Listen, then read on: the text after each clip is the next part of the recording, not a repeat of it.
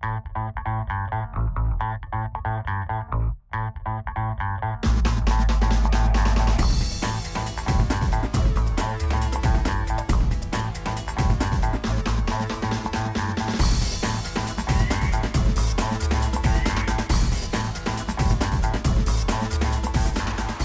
King, thank you for joining us. My pleasure, Mark. Good to be with you. Tell us about this set. This is where it happens. This is the LA set, although soon we're going to have it covered by the Washington set, so we only have one set. We're based in Washington. We visit LA once a month, and so we're in LA. We have this backdrop. Washington's the regular set that most viewers are very used to, that map of the world with the glowing little dots. Now, for some of our viewers who don't know you, tell us about your job. Tell us what you do here and in Washington. I do the same thing here as I do in Washington. What I do every night is go on the air for an hour. It's the only live worldwide phone-in show. Started in 1985. It's been on for 10.5 years. And we talk to people of all walks of life. By that I mean politics, sports, entertainment, issues, whatever's in the news. We're very topical. I do an interview, and then we take calls. We have debates. Lots of major things have happened on this show. Ross Perot announced for his presidency here. We had the Gore-Perot debate. Sinatra's been on this show, Barbara Streisand, people that are hard to get. It's very conversational. The tone is very much, I'm very close to the guest. It's very off the wall, that is, it's not prepared. The show is live every night, and it shows in the States at 9 o'clock Eastern, 6 o'clock Pacific. And then around the world, it's live at that time. So whatever time it is, when it's 9 p.m. in Washington, it plays live around the world. Then it's repeated 12 hours later, everywhere in the world except the United States, where it's repeated 3 hours later. Now, you're one of the first shows to take calls from listeners. Why is that important? Why did you start doing that? Well, I was, actually I resisted it for a long time in Miami. I was on the air. And throughout the 60s, when call-in radio just started to get started, I kind of didn't like it. I wanted to do more interviews, and I like interviewing, and I like the one-on-one. But in the 70s, in Miami radio, it started to get popular. A few guys were doing it, and some ladies started to do it, so I started to do it. And I got to like it. I liked the flow, ebb and flow of, and then we started the first national radio talk show in the United States, which was back in 1978, in which started with 28 stations, and when I gave it up about a year ago, it had 430, and we took calls from all over. The theory was that people in Phoenix wouldn't be interested in what people in New York are interested in, but it turned out they are. It's a small planet. Now the globe is interested. I did a worldwide talk show for the Voice of America once, and I had on the Secretary of Agriculture. This shows you a lot about calls. Secretary of Agriculture of the United States was on, and we got a call from Beijing, from a farmer who was asking the Secretary of Agriculture his opinion of a certain kind of tractor. And I was sitting there watching this, listening to this, saying, God, what a small world. A Chinese farmer is talking to the Secretary of Agriculture about a tractor. You get calls from all over the world. Yeah, we do. From Europe. Europe, Asia, everywhere. We're in 220 countries and provinces. We often hear, those of us who watch your show, about growing up as a Jewish kid from Brooklyn. Tell us about those early years. I had a great childhood. I had some tragedy. My father died when I was 10.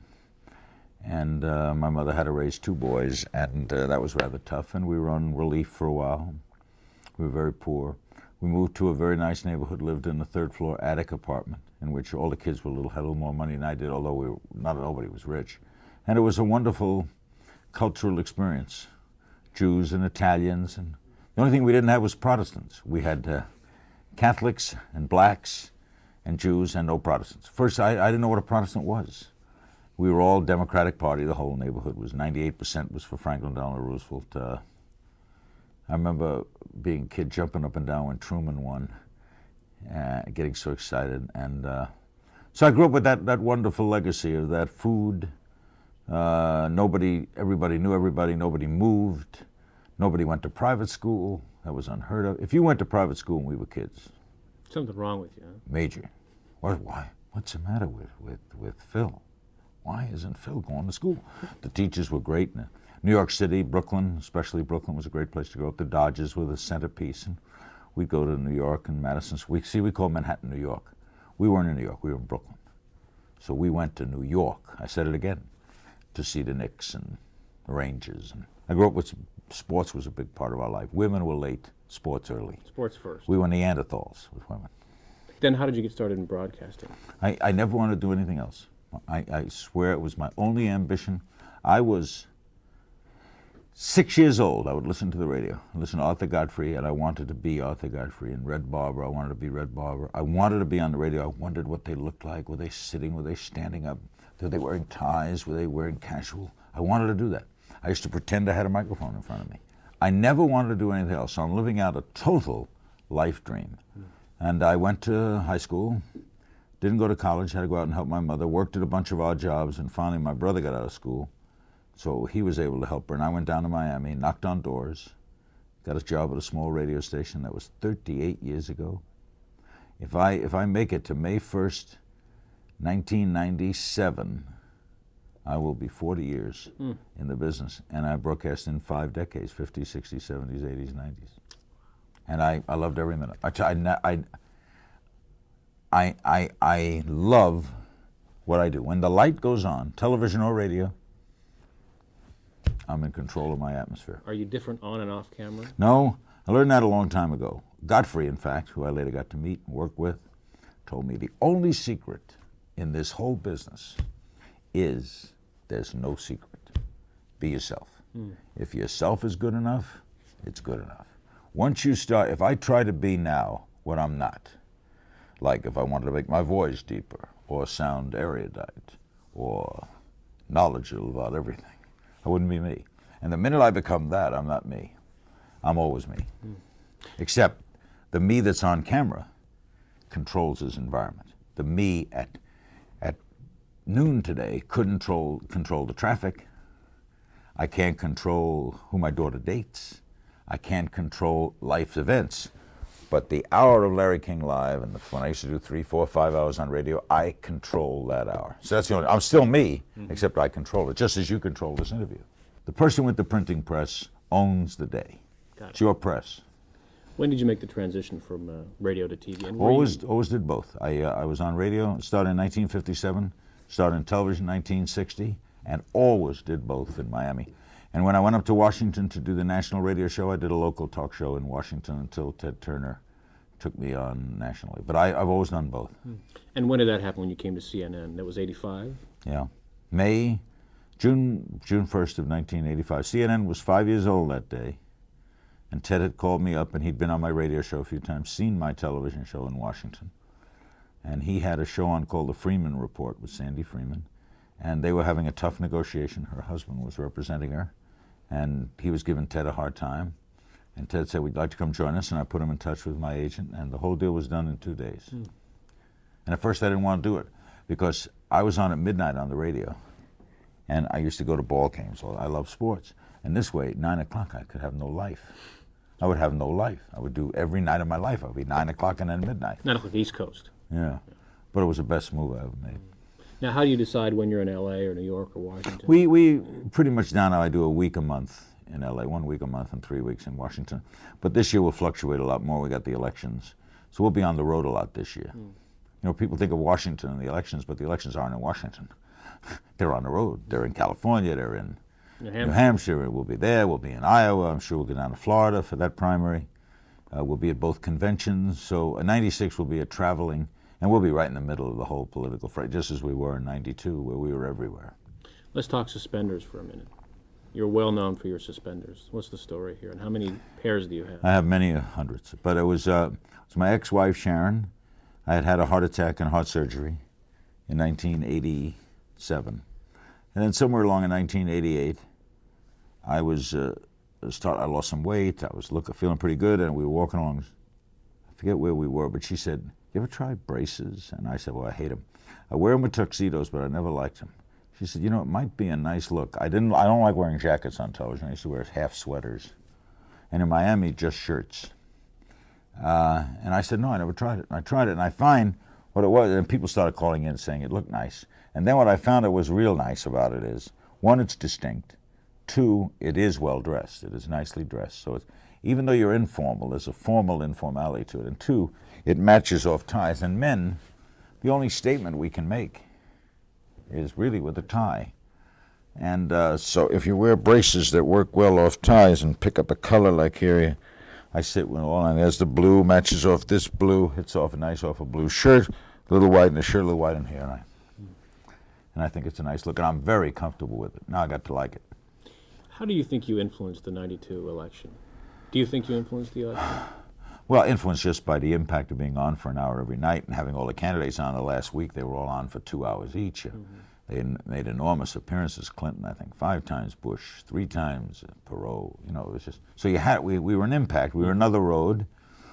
We were a chance to see the candidate real up close. The chance to talk with him, which when I was a kid, I never thought I'd ever talk to Adlai Stevenson. Come on, but people actually in this campaign, many Americans talked to Clinton, talked to Bush, talked to Perot, talked to candidates. It's these candidates now, the Republicans who have fighting for this nomination, with the conventions coming up next month, they have been all over. They've done talk shows. They've done Iowa talk shows and New Hampshire talk shows and everywhere they could be, because they want that close communications that the minute-and-a-half soundbite at the airport doesn't give you. So I say we had a major effect. Do you think Abraham Lincoln, if he was running in 1996, would he come on your show? Absolutely. In fact, I asked that once of someone who's a biographer of Lincoln. He said, Lincoln would have been on a lot. Lincoln would have made great use of Larry King Live. He'd have had his little chats with me, and I think he'd have been like every 6 months, sort of like Clinton. He had great rapport, and he liked to explain things. He had a wonderful way with the word and a sense of humor. He'd have been very effective. Although, on the other hand, historians tell me he had a high sing-song voice, and he wasn't particularly handsome. Well, if he had a high sing-song voice and he wasn't particularly handsome, that might have hurt him in this era. Roosevelt would have been on. I think Roosevelt would have been on a lot. Is there any guest that you haven't had that you have been trying or have tried to get on your show? Well, we've tried to get the Pope. Really? Yeah, he knows about the show, you know. So, and in fact, the rumor, Gary Shandling said he called in once, you know, and he called himself Johnny from Rome. but you know, I'd like to get the Pope. I'd like to get Al Pacino, because he's such a. Met Robert De Niro the other day, and he said he would do the show finally. Now the Pope would think this isn't dignified, or what's his reason for not being on the show? Time. He comes in, you know, he's so busy scheduled, masses. And so you'd set him up live in Rome, and I would go to the Vatican, sure. I think it would be very smart for him to do it. It's a good show. It's a show where guests get asked good questions. They get a chance to respond. They're seen all around the world.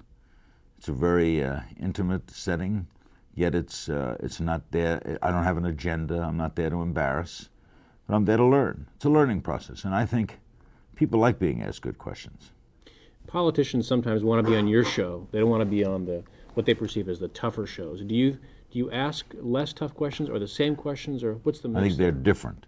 I'm an interviewer. I'm not a news person per se. We make a lot of news, but I ask thoughtful, incisive, I think penetrating questions that leave me out of it. They usually begin with why. I don't use the word I, and again, I don't have an agenda. But the stupidest question you could ask someone is, let's say if you get someone in an embarrassing position, and let's say they're having a bad time, and they sit down, and the first thing you do is back them into a wall. It's very impressive, and it is nice. It's good showbiz. But what you don't get is responses, because they clam up and tend to be defensive. That's not my role. So my role is to draw them out. So if I can draw them out with more of a kind of genuine interest in what they have to say, I have no opinion whether they stole the funds, stole the vote, did something. I have no opinion. I don't come with an agenda. What happened? And when you say to someone, what happened? Now, I don't know why some people have called that soft. I've never figured out why what happened is soft. But I'm me. I've been doing it 38 years. I'm not going to change. If you like it, you like it. If you don't, you don't. What's your mix of guests? You have entertainment, political guests? Yeah, a wide variety. As wide a variety as possible. The better the variety, I would never want to do a political show every night. I'd never want to do an entertainment show every night or a sports show every night, because I'd get bored. So how do you decide? We have a staff that does all that, and they know that I like. They know your interests, though. Yeah, they know that I like a United States senator along with an actress on the same night. That I like as wide a variety as can get. And I realize when you get into an O.J. Simpson trial, you got to cover that a lot. You get into a war with Iraq, you got to cover that every night. The big news counts. The politics are the big news of '96, so we'll be on top of that. But I'm also when the war ended, We did 48 straight nights. We worked Sundays. And the night after the war ended, we had Robert Redford on to discuss A River Runs Through It movie. I couldn't have been happier. I felt wonderful. Could have been anybody. Just no more. Because I get too locked in, and I have a short attention span. So you got to keep me interested. What makes a good guest? What are you looking for in a guest? You want 4 things. If you can get them, you have a great guest.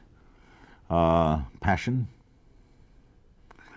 an ability to explain what they do very well, a little bit of anger, a little bit of a chip on the shoulder is wonderful, and a sense of humor, especially if they can kid themselves. So Sinatra's a great guest. He doesn't do interviews anymore, but he did a lot with me, and he fits all 4 of those things. He can tell you what it's like to be on the stage. He can put you right on stage. He has passion for what he does, anger, and he has sense of humor. Self-deprecating. If you can kid yourself, you're the best.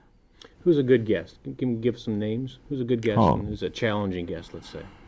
Well, Cuomo's a great guest. Goldwater's anybody who kind of just comes with a passion for what they do is a good guest. Streisand's a great guest. Well, there's so many good guests. There's just a lot of great guests because there's a lot of... Remember, most of the people I meet are successful. They didn't get to be successful by being less than very interesting at what they do. I mean, you would think about it, if you get to the United States Senate, you've done something in your life. You may be not as fascinating as other senators, but there's got to be something about you. And so I'm lucky that way. I got a built-in lead-in, is that the guests will probably be pretty good. I'm in Los Angeles. I'm going to have a police chief on tonight. It's a pretty good bet. He's been interesting. On our show, too. Pretty good bet. He's interesting. Wow. Right? Police chief of a city like Los Angeles has to be interesting. You have to be dumb not to bring him out. And the worst kind are the kinds who clam up. You get those. You can't, it's not a court. This is not a trial. I can't make the guest answer the question. It's like, I saw a funny thing. Geraldo Rivera was writing an article somewhere, and he said, someone asked him what would be the first thing he would ask O.J. Simpson, and he said, the first thing I would ask him is, why did you kill 2 people? That is the dumbest first question you could ask anybody in that kind of position. Because you're making a statement, you're looking pretty strong, you look tough. I killed them, Geraldo, because I didn't like them. That's You had him on your show, too. He called in, yeah. He called in. What was that like? That was wild. You were sitting here? Right here on this spot. And Johnny Cochran was sitting there. There was 5 minutes to go in the show, and a lady had called in with a question about the figure at night running in front of the house, and he called to say he was the figure. Then I couldn't get another question in because it was near the end, and he also said, I got to go. But it was exciting to see that thing flashing on the screen. O.J. Simpson on the phone.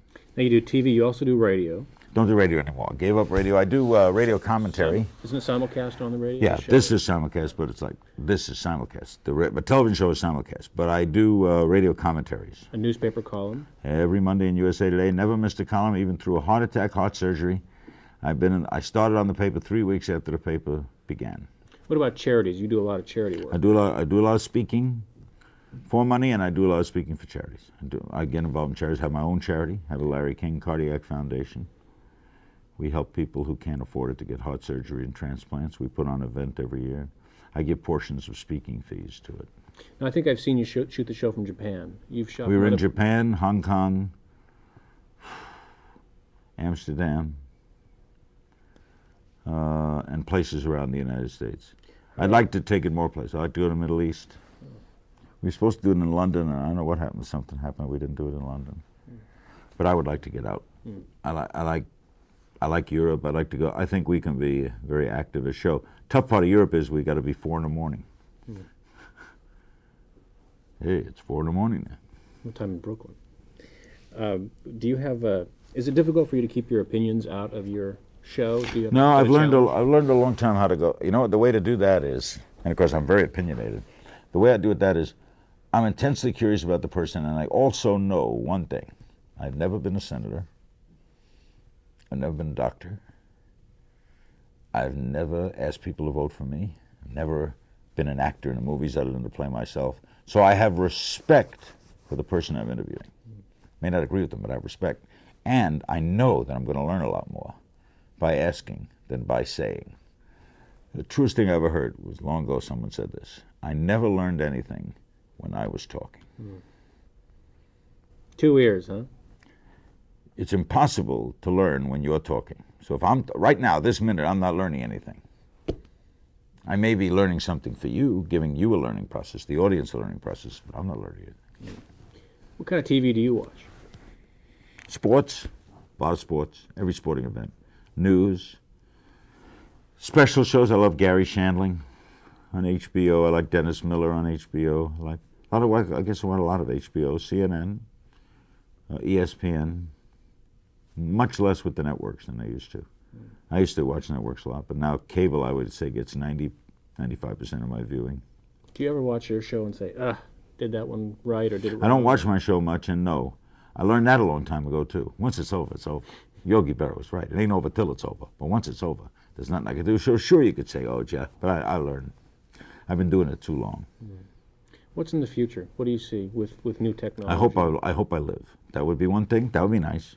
I'm 62. I don't know where it's going to. The one thing I learned in this business, you can't predict politics and you can't predict the future of technology because so many things have happened that I'm in awe of and it's still happening. That the communication is ahead of us. It's going so fast. You know, I mean, what is it? You buy a computer, it's outmoded. You're taking it home, it's outmoded. I'm just in the swing of it. I wish I were younger. This is a great time to be in this business. God, this is stealing money. This is a cakewalk. And this is wonderful because to ride the crest of it, doing my show is white collar crime. Did you have any idea it was going to get this big when you started with No CNN? way. Ted didn't either. Ted Turner never thought CNN would get this big. You know the whole idea for this network? A lot of genius comes this way. I was at the farm at his ranch with Ted, and he told me the whole idea of this network. He got up one morning and he's driving in Atlanta, turns on the radio, and a voice said, "This is WGST, all news, all the time." He went to the office and said, "Why can't we do that on television?" That's the way CNN began. And somebody said it can't be done. Can't be, of course. Naturally, lawyers first. Nah, you can't do it. Then other people who say it can't be done are names you don't know. Got it. Larry, thanks for joining us today. Appreciate Great it. working with you, Mark. You're outstanding.